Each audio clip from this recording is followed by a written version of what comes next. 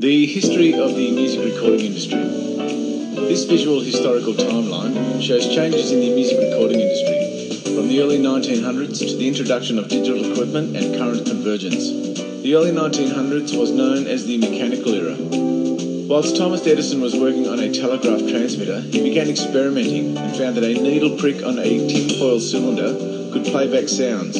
When more than one person or musician wanted to record it at the same time, for example a band, they would have to bunch up in front of a big sound collector such as a megaphone, which funneled the sound down to the recording machine. Emil Berliner was the first inventor to stop recording on cylinders and start recording on flat discs called records.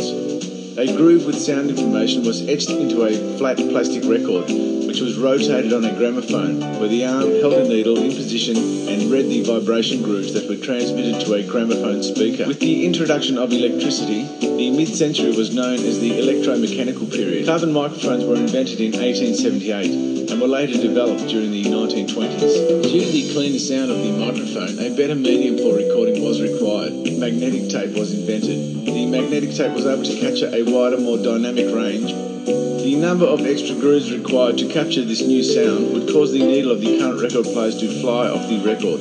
To control these dynamic issues, the compressor was invented, allowing for sound to fit into the grooves of records. The electro-digital period in the late 20th century was when the recordings were listened to at the same audio quality as were recorded. Microphones continued to improve throughout the 20th century, allowing for a wider and more dynamic range.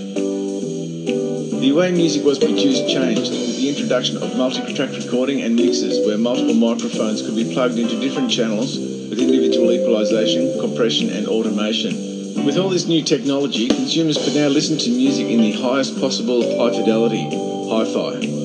The Big Bang, as is often referred to in the digital audio field, was the introduction of the CD. This development revolutionised the music industry, as until that time, consumers listened to music on mechanical records. The digital period has brought new technologies that have changed the way people produce and record music. Digital convergence of devices has also made it easy for the general public to listen to and record music. With the introduction of digital media, sound and even music videos can now be produced with little more than a laptop computer.